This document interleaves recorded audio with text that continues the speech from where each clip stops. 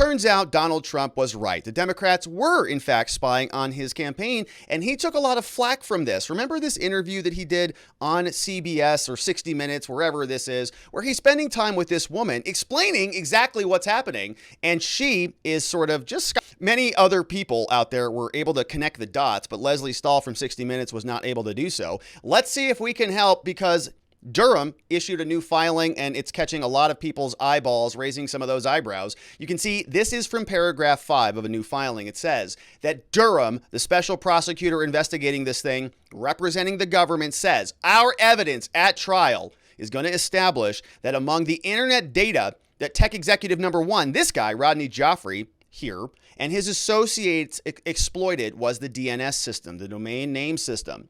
That means that they were able to spy on all sorts of data going to certain locations. Number 1, a particular healthcare provider. Number 2, Trump Tower. We have Trump's Central Park West building, and then we even have the executive office of the President of the United States. This was all being conducted by Rodney Joffrey in order to please people like Hillary Clinton. In fact, Hillary Clinton in particular. And we're going to explain that. Tech executive number 1, employer Internet Company 1, had came across access, and they maintained dedicated servers for the executive office of the president. Okay, this guy ran the servers, and his associates exploited this arrangement by mining the traffic data. They wanted to get derogatory information about Trump. And so how did all this break down for the people in the media who were scoffing at this years ago? We had the FBI general counsel working with the FBI, for the FBI. And this guy, Michael Sussmann, the guy who's the subject of the investigation, comes in and he says to the FBI, I've got a lot of very important information for you about this company called Alpha Bank that Donald Trump is playing around with.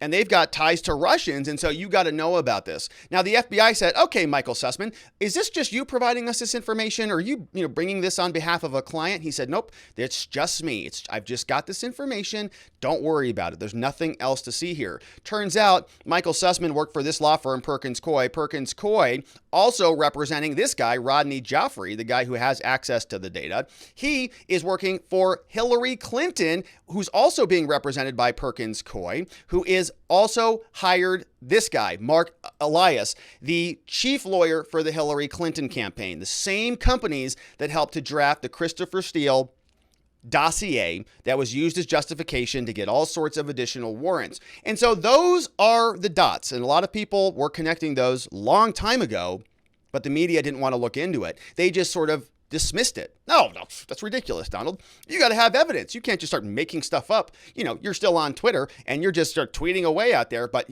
we are now fact checkers. And so we're going to be the people who determine what's real and what's not. Remember when this came up at the debate between Trump and Biden? Where were the fact checkers back then on this one? 2 minutes. So when I listened to Joe talking about a transition, there's been no transition from when I won. I won that election.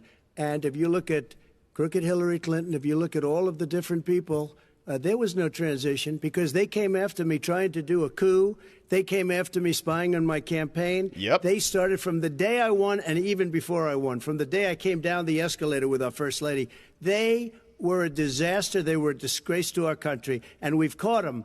We've caught them all. We've got it all on tape. We've caught them all. And by the way, you gave the idea for the Logan Act against General Flynn. You better take a look at that because we caught you in a sense. And President Obama was sitting in the office. He knew about it, too. So don't tell me about a free transition.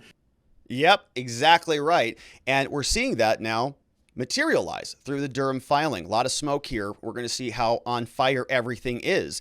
Bill Barr, when he was the Attorney General for Donald Trump, was even communicating this to Congress. Here's what that sounded like some time ago.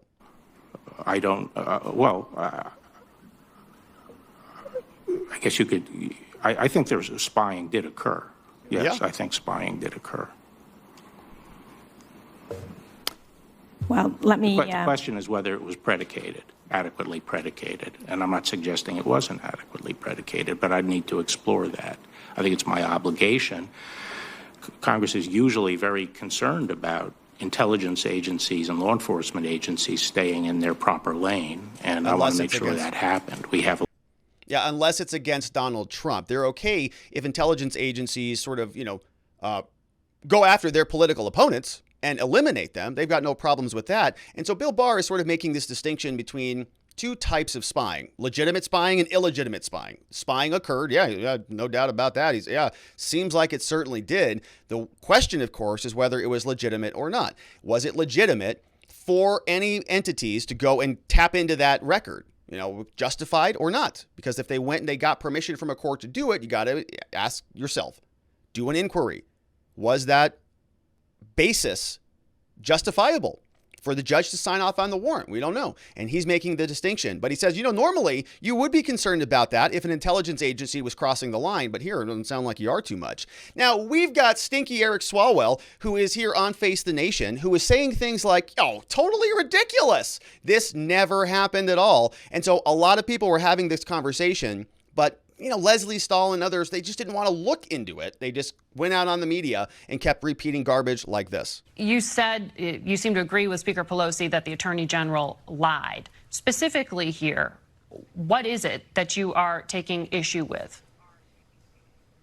Well, first, he prejudged the report before he even became Attorney General. I think he should have never been confirmed, but once confirmed, should have recused. Second, he falsely accused the Obama administration of spying on the Trump campaign. Third, he mischaracterized at the press conference and to Congressman Chris what Bob Mueller's view was on the report. And finally, and most importantly, he missed the deadline last week to give us the full Mueller report. There have to be consequences for that. For that reason, I think you have to move this obstructor out of the way, and I'm recommending that we impeach Attorney General Barr so that we can get the information we need to protect our country. Yeah, impeach him because he's hot on the trail, or at least they're looking into it, saying, it might be some actually, spying took place there, and Durham's looking into it.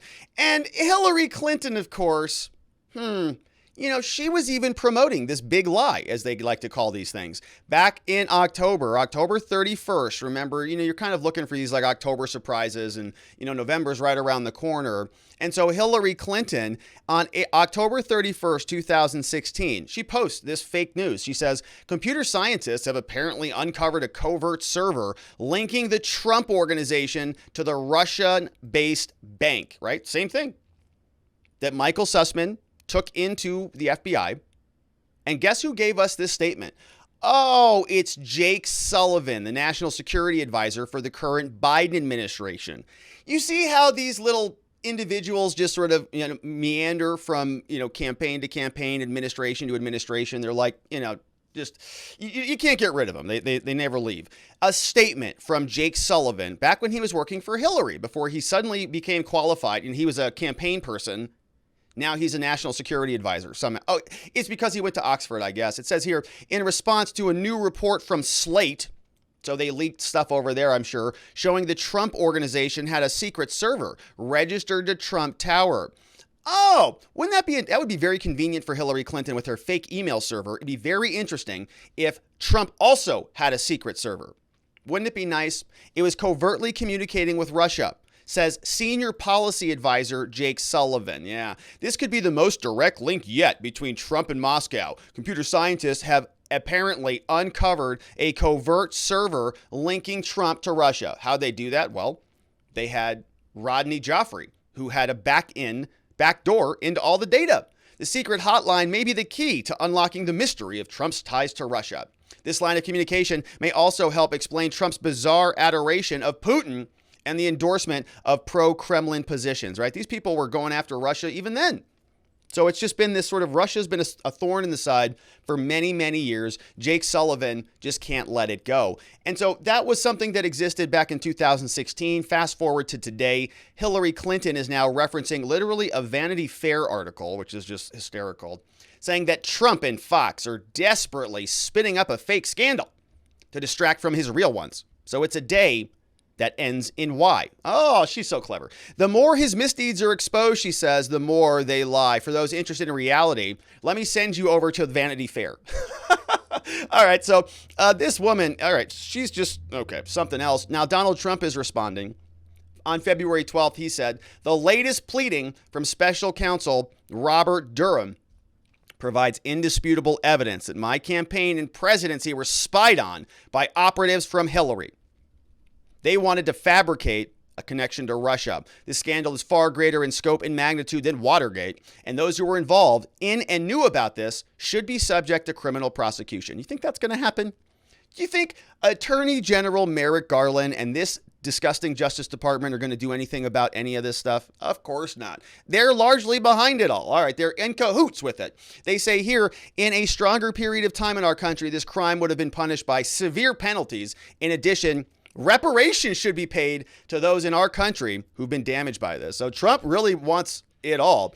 And I do think it is an egregious, look, if it's true, right? These are still allegations. Durham is a special prosecutor.